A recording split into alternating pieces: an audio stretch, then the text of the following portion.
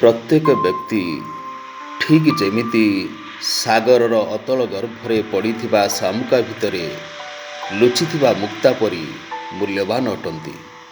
ସମୟର କଷଟି ପଥରରେ ଘଷି ହୋଇ ସେମାନେ ତେଜିଆନ ଦୀପ୍ତି ପରି ଝଲସି ଉଠିଥାନ୍ତି।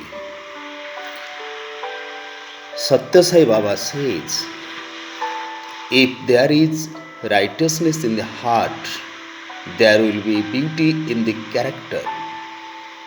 If there is beauty in the character, there will be harmony in the home. If there is harmony in the home, there will be order in the nations. When there is order in the nations, there will be peace in the world.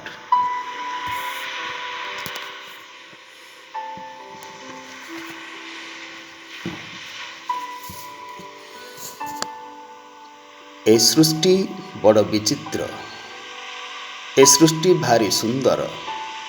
मानव जीवनर पूर्ण विकास पाई प्रकृति कूलरे भरपूर रही पार्थिव संपद, असरंती ज्ञानर भंडार एवं सुख शांति सौंदर्य।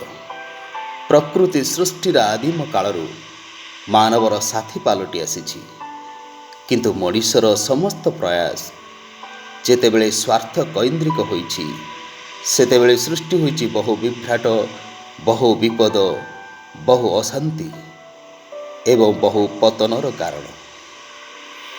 सामाजिक जीवनर मूल्यबोध hubs, luck एवं रूसों भली महान दार्शनिक गण जो दिग्दर्शन देइछन्ति, ताहा मानव सभ्यतार विकास दिगरे सहायक होई आसिछि।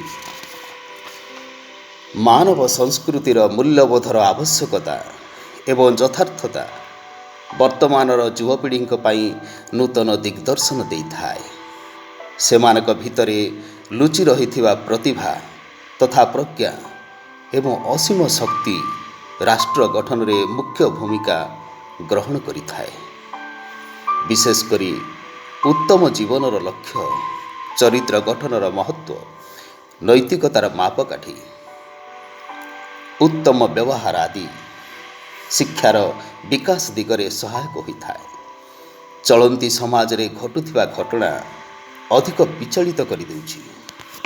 तार कारण हेउछि आजिर युवशक्ति विपथगामी, लक्ष्यभ्रष्ट, कक्षच्युत एवं विवेक और सत्य को बलि देई विचलित हेउछि। सेमानक पई सामाजिक संस्कार आवश्यकता नितांत जरूरी। तेबे संस्कार कौन? संस्कार सत्य, विवेक, विचार, ज्ञान, संयमता परी मूल्यबोधर परिप्रकाश। जीवन जे केते असहाय, निसंग, मूल्यहीन ओ विपद संकुल ता बुझिबा बड़ कठिन। सेथिपाई तो नैतिकतार गुरुत्व को भूलिबा अनुचित। आमर पारिपार्श्विक परिवेष्टनी भितरे आमको सचेतन हेबाकु पड़िबो, ता नहले जीवन रे अमा अंधकार घोटी आसिबो। हे युव शक्ति, आस आमे संकल्प करिबा, जीवन गढ़िबा, स्वप्न देखिबा, संभावना को आपणे नेबा।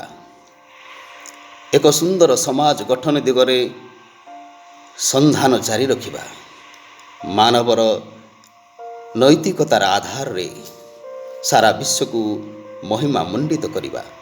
यह ही जीवनर सत्य, यह ही शिव, यह ही सुंदर।